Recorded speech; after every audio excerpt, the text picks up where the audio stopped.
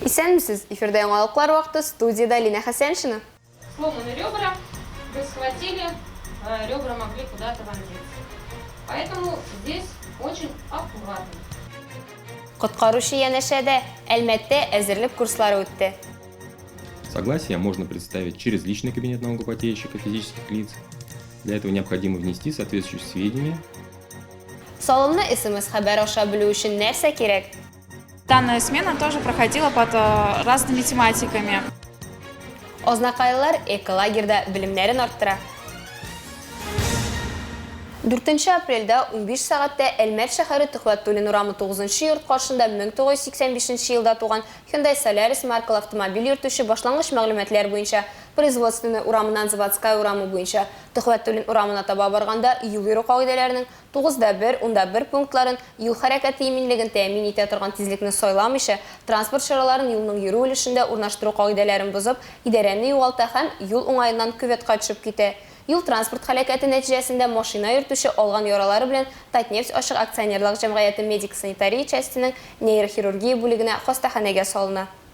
Әлмәттә булачак коткаручыларны әзерләделәр. Коткаручы янәшәдә исемле илкүләм проект кысаларында теләге булган һәр әлмәтле махсус әзерлек курслары уза алды. Бу Татнефть хәйрия фонды ярдәме белән мөмкин булды. Әзерлек курсларының чираттагысын безнең иҗат төркемендә күреп кайтты. Рәдифә Науманова тулырак. Сломаны ребра, вы схватили, ребра могли куда-то вонзиться. Поэтому здесь очень аккуратно. Алина Камалова бирегә йөрәге кушуы буенча килгән. Үзе педагог-психолог, калабызның гомум белем бирү мәктәпләренең берсендә эшли. Беренчел ярдәм күрсәтүне никадәр күбрәк кеше белә икән, шул кадәр яхшырак дип саный ул. Күптән шундый теләк бар иде, төрле хәлләрдә булабыз. Алла сакласын, һәркем белән булырга мөмкин. Якыннарыма яки инде урамда ярдәм кирәк кешеләргә ярдәм итү тарафыннан шундый теләгем бар иде күптән. Шуңа күрә сөйнә килдем, язылдым. Ясалма сулыш ясарга өйрәттеләр һәм кул ярдәмендә йөрәккә массаж ясау.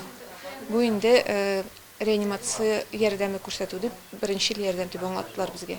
Алина кебекләр биредә 20ләп. Кемдер критик ситуациядә югалып калмаска өйрәнү өчен, кемдер үзендә башкаларга ярдәм итү көчен тойганга килгән. 20 сәгатьлек уку барышында теләге булганнарга йөрәк туктаганда аны эшләтеп җибәрер өчен мөһим күнекмәләргә өйрәтәләр. Әлбәттә, аңа кадәр аңсыз кешенең төс кыяфәтеннән карап, сулышы барлыгы юклыгын тоя белү дә зарур. Коткаручылар янәшә оешмасына әлеге манекеннарны алырга Татнефть хәйрия фонды ярдәм иткән. Алар 8 шушы 8 манекен ярдәмендә бүген Әлмәт һәм Татарстан территориясендә 310 кеше беренче ярдәмне күрсәтергә өйрәнүләр узган. Заманча манекеннар ярдәмендә йөрәккә массаж ясый белү өчен коткаручылар килгәнчә вакытны бушка уздырмаска ярдәм итә, ди оештыручылар. У этих манекенов есть так называемая обратная связь, то есть это специальное Бу приложение. манекеннарның кире элемтәсе бар. Коткаручы нинди эшлектә, нинди тирәнлектә басып күкрәк читлеген массажлый булдырамы юкмы икәнен әйтеп тора. Балалар манекены да бар. Алар да шундый ук функцияле. Шуңа өстәп әле балалар манекенында тын юлына тагылган чит предметларны алырга да өйрәтәбез. Самое плюс на младенцах мы еще отрабатываем извлечение народных тел. Коткаручы янәшәдә берләшмәсе ул теләсә кайсы мизгелдә беренче ярдәм күрсәтергә әзер булган кешеләрне берләштерә. Аның кысаларында узган елның декабреннән башлап калабызда инде 5нче тапкыр укыту курслары оештырыла. Очень часто это просто психологическая поддержка, потому что кто-то упал, стукнулся, заболело сердце, человека можно просто поддержать. Еш кына ашыгыч ярдәм бригадасы килеп җиткәнче кеше белән янәшә булу да җитеп тора. Моннан тыш безнең курсларны узып проектка кушылучылар күп санлы халык катнашында уза торган чараларда да кизү торалар. Ярдәм кирәк булган очракта алар моңа әзер. Например, у нас ребята дежурят на каких-то мероприятиях больших, массовых, оказывая первую помощь тем, кто там участвует. Коткаручы янәшәдә проекты ул әле шундый курслар узугына дигән сүз түгел, бүген илдә теләге булган һәркем кәрәзе телефонында свидетель кушымтасын урнаштыра ала. Аның ярдәмендә башкаларга ярдәм күрсәтергә дә, үзеңә дә кризислы очракта башкаларның ярдәменә өмет итәргә була. Әлеге кушымта 2 километр радиуста эшли. Бу өчен коткаручылар килеп җиткәнче кулдан килгән ярдәмне күрсәтергә, шул сәбәпле коткару кирәк булган кешенең иң мөһим минутларын югалтмаска ярдәм итәчәк. Частота такая же. Рәдифә Нугманова, Марат Халиуллин, яңалыклар вакыты, Луч, Әлмәт телекомпаниясе. Эшлекле дөньяда тагын нинди үзгәрешләр бар? Бу хакта сишәмбенең традицион рубрикасында Алсу Нуриева таныштырыр. 16 номерлы федераль салым хезмәтенең Татарстан Республикасы буенча район ара инспекциясе хәбәр иткәнчә, хәзер СМС аша салымнар буенча бурычлар турында белергә мөмкин. Моның өчен бары тик салым түләүченең ризалыгы гына кирәк. Мәгълүматкә ризалык биреп, салым түләүче салымнар буенча бурычлар турында мәгълүматны телефонга, СМС хәбәрләр яки электрон почтага хат рәвешендә ала алачак. Җибәрү 3 айга бер тапкырдан да ешрак башкарылмый. Салым инспекциясеннән хәбәрләр ала башлау өчен федераль салым хезмәтенә язма ризалык бирергә кирәк. Согласие можно представить через личный кабинет налогоплательщика физических лиц. Для этого необходимо внести соответствующие сведения. Ризалыкны федераль салым хезмәте сайтында физик затлар өчен салым түләүченең шәхси кабинеты сервисы аша электрон формада тапшырырга мөмкин. Шулай ук электрон формада физик затлар салымнары мобиль кушымтасы аша. Тагын бер усулы шәхсән яки вәкиле аша һәм заказной хат белән почта аша. Также согласие можно предоставить лично или через представителя налоговой инспекции, а также выслать его по почте заказным письмом. Агымдагы елның гыйнвар аена Татарстан стат мәгълүматлары буенча Татарстанда яшәүчеләрнең айлык уртача хезмәт хакы 46,3 мең сум тәшкил итте.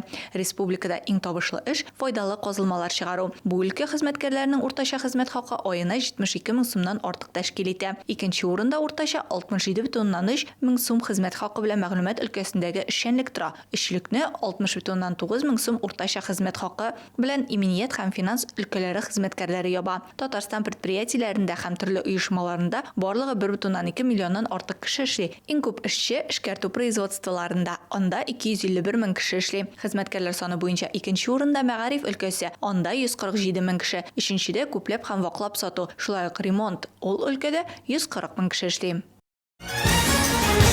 25 яшькә кадәр эшкуарлар 100 меңнән 500 мең сумга кадәр грант ала алачак. Дәүләт ярдәменең яңа механизмы турында икътисади үсеш министры Максим Решетников сөйләде. Грант алу өчен шәхси эшкуарга яки юридик затның төп милекчесенә «Мой бизнес, минем бизнес» үзәгенә мөрәҗәгать итәргә, проектка гариза бирергә һәм уку узарга кирәк. Грант белән бинаны арендлау һәм ремонтлау программа белән тәэмин итүне, ягъни үз эшеңне башлап җибәрү өчен кирәк булган бөтен нәрсә өчен түләргә мөмкин. Элегрәк яшь эшкуарлар өчен грантлар турындагы карарны Михаил Мишустин имзалады. Алар үз эшләрен булдыруга яки үстерүгә 100 меңнән алып 1 миллион сумга кадәр акча ала алачак дип билгеләп үтте хөкүмәт рәисе.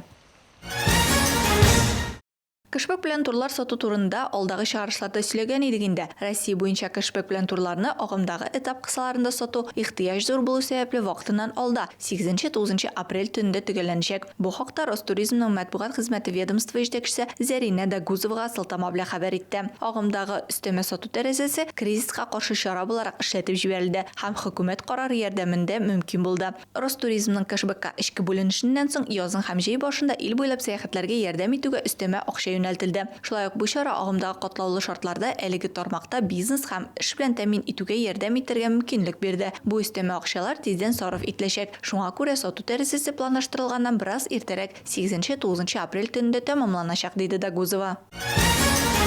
Агымдагы елда спорт инфраструктурасы төзелешенә һәм Россиядә ачык ярышлар оештыруга халыкара чараларга әзерлектән экономияләнгән 8 миллиард сумнан артык акча сарыф ителәчәк. Спорт тормыш нормасы проектын гамәлгә ашыру кысаларында илнең 60 төбәгендә 110 спорт объекты төзеләчәк дип билгеләп үтелә Россия Федерациясе хөкүмәтенең рәсми Telegram каналында. Хөкүмәт барлык яшь төркемнәре арасында спортны һәм физкультураны популярлаштыруны хуплый. Спорт белән һәркем шөгыльләнә алырлык һәм уңайлы булырга тиеш, диде Россия Федерациясе вице-премьеры Дмитрий Чернышенко. Укучыларны физкультура һәм спорт белән шөгыльләнүгә җәлеп итүгә юнәлдерелгән әлеге киң күләмле социаль проект быел 15-нче тапкыр үткәрелә.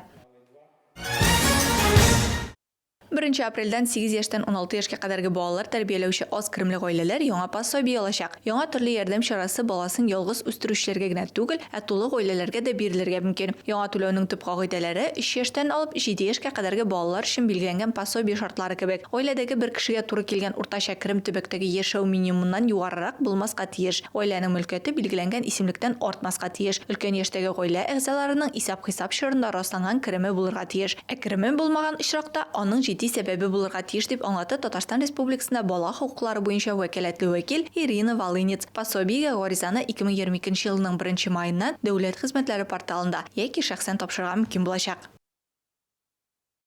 Татнефть компаниясының социаль объекты булып саналган Березка ял лагерында экологик смена оештырылды. Бер атна дәвамында балалар үзләренең язгы каникулларын күңелле дә файдалы да итеп уздырдылар.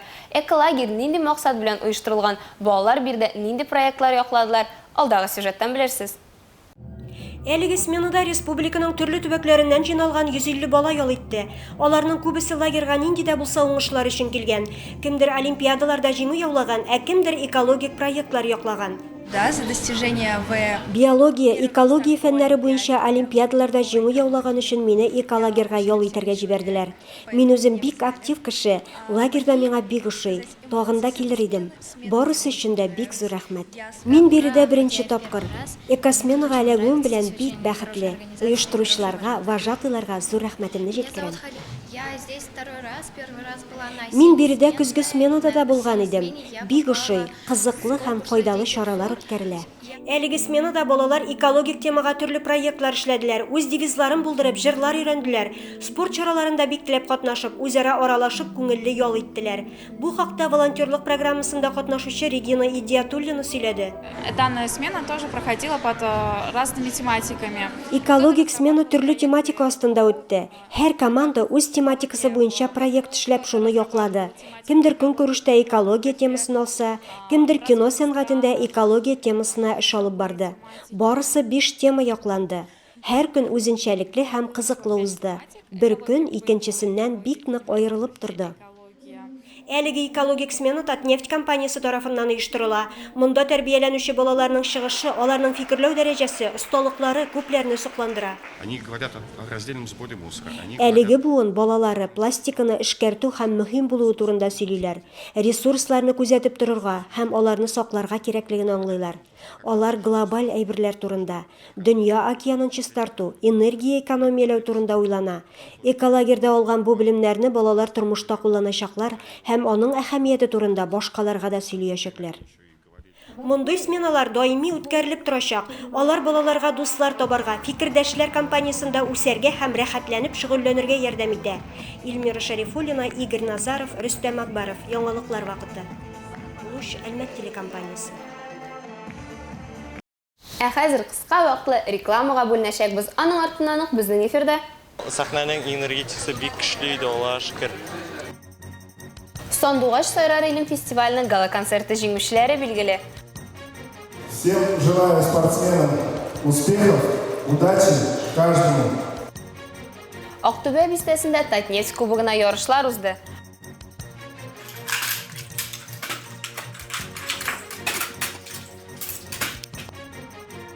Калабыз студентлары хәрби гамәли спорт төрләре буенча ярышларда катнашты.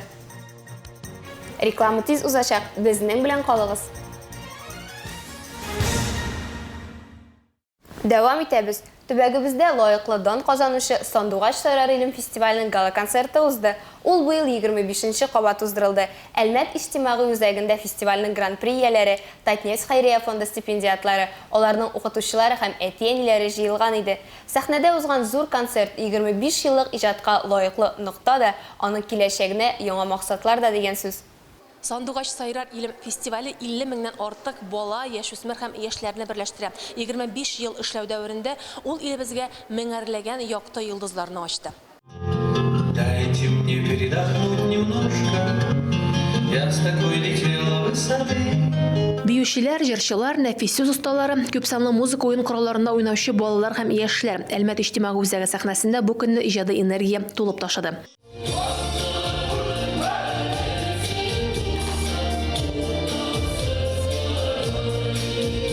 Сәхнәдә Татнефть компаниясе генераль директоры урынбасары Рөстәм Мөхәммәдиев моннан 25 ел элек хәйр фатихасын биреп олы юлга озаткан олуг компания бүген дә иҗатчылар белән бер дулкында. Ул төбәгебездә булачак нефтьчеләрне матурлык тоеп үсәргә ярдәм итә диде ул үз чыгышында. Ул чорда Рухият фонды бүген Татнефть хәйрия фонды программасы булып үз эшен дәвам итә. Аның элеккеге җитәкчесе Сандугач Сайрар Илем фестиваленә нигез салучы Илсөяр Хәйруллинага да бүгенге фестивальнең генә түгел, Рухият программасына күп санлы башка иҗади проектларын тормышка ашыру белән янып яшәүче Флора Шәһәдиновага да Татнефть компаниясе генераль директорының рәхмәте тапшырылды. Республики Татарстан.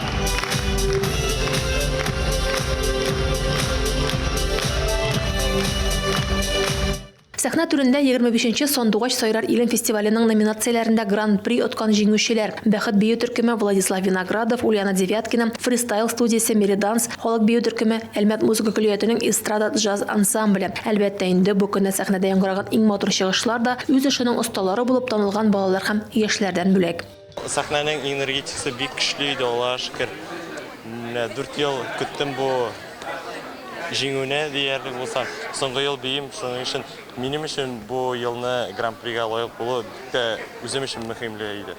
Сандугач Сарайыр илем фестивале 1997 елдан бирле 17 номинацияда оештырыла. Анда республиканың нефт төбәге талантлары иҗади осталыкта ярыша. Илебез өчен икътисады кыен булган елларда нигез салынып та үз йөзен югалтмаган бу мактаулы фестивальнең күркәм традицияләренең шул дәвр яшәп килүе, матурлык һәм шәфкатьлелек таралуга зур өлеше, диде үз чыгышында Татнефть хәйрия фонды директоры Ринат Мамин. Ул иҗатта үсүче, аны үз һөнәрләре итеп сайлаган студентларга хәйрия фондының стипендияләрен дә тапшырды. Быел әлеге ярдәмгә төбәгебезнең һөнәри уку йортларыннан 10 студент лаек дип табылды. Араларында өчесе Фәрит Яруллин исемендәге музыка көллияте студентлары.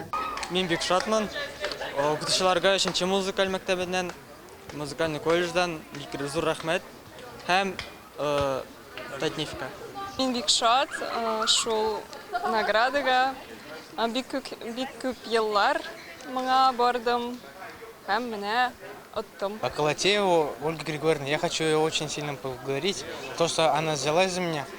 Вообще, она вот меня направила на этот путь. Я сейчас вот на этой сцене нахожусь, ее хочу поблагодарить. Еще хочу поблагодарить свою учительницу из колледжа уже, Кушпиту Марию Андреевну. Вот, она тоже очень много мне дает, очень отзывается постоянно постоянно мы с ней на одной волне.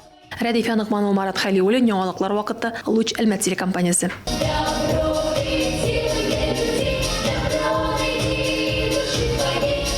Башка темаларга Ақтөбе бистәсенең от спорты мәктәбендә Татнефть кубогына ярышлар уздырылды.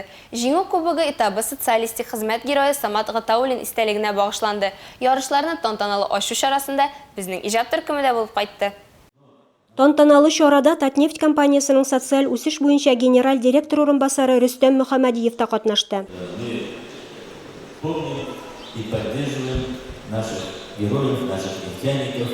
Ярышка Әлмәттән, Ярчаллыдан, Казаннан һәм башка шәһәрләрдән иң көчле спортчылар җыйналган иде. Җайдакларны район башлыгы урынбасары Роза Галиева сәламләп, алда җиңүләр теләде. Хөрмәтле Азнакай районы халкы, хөрмәтле спортсменнар, бүген безнең бабаларыбызның, әтиләребезнең батырлыгын искә алу мөмкинлеге. Аларга тыныч тормыш бүләк иткән өчен тагын бер кат рәхмәт әйтү мөмкинлеге бар. Бүгенге яшь буынга яраткан эше белән шөгыльләнү өчен бүтән шартлар да тудырылган.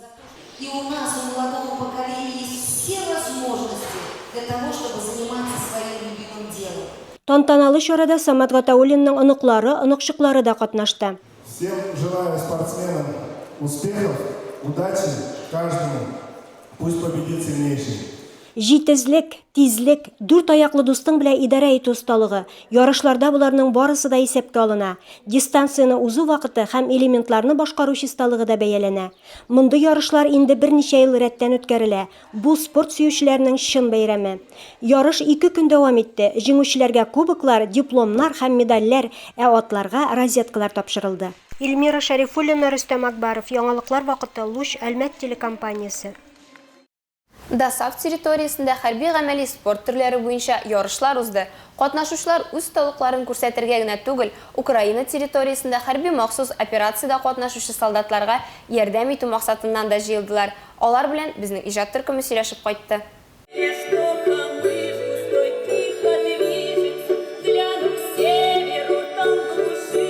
Ярышларда катнашучылар ватанга булган турылыкларына һәм аны якларга әзерлекләрен күрсәтәләр. Айнур Марков сәүдә-экономика техникумында укый. Ярышларда инде 3нче тапкыр катнаша. Студент сүзләренчә, чын ир-егет хәрби яктан һәр вакыт югары әзерлекле булырга тиеш. Ну, как минимум для себя, для своего развития, чтобы физического. Үзең өчен генә булса да, үзеңнең физик үсеш өчен минемчә, һәр егет хәрби тематика белән әз булса да кызыксынырга тиеш.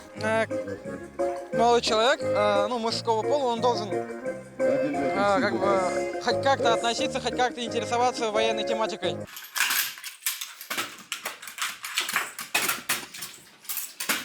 Хәрби гамәли спорт түрі психологик тотрыклылык тәрбияли хезмәтне уңышлы алып бару өчен кирәк булган сыйфатларны ачарга мөмкинлек бирә. Руслан Зарипов әлеге ярышларда беренче тапкыр катнаша. Биргә ул махсус операциядә катнашучы дусларына теләктәшлек күрсәтү йөзенә килгән. Так сказать, для поддержки наших бойцов, которые проводят боевые действия на Украине.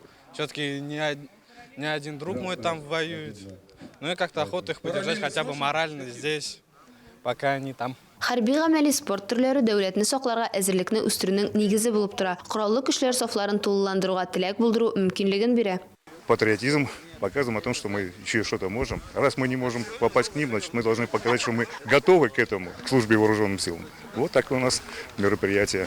Калабызның студентлары һәм мәктәп укучылары Әлмәткә якын шәһәрләрдән җыелган кунаклар пневматик винтовкадан ату, автоматны сүтү, тартылу һәм граната ыргыту буенча сынау тотты. Чарадан иҗтимагый оешмаларда читтә калмаган танкистлар, шик сакчылары, десантчылар, казаклар җәмгыяте, шул исәптән ветераннар советы бергәләп хәрби-патриотик тәрбияне оештыру буенча даими эш алып бара.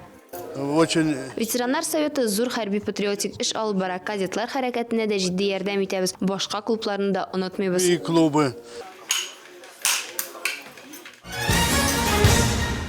Бу сезгә җиткерәсе соңгы мәгълүматыбыз иде. Миллина Хәсәншин һәм монтаж операторы Оля Бейрамалова сезнең белән сау булашабыз. Исән-имин булыйк.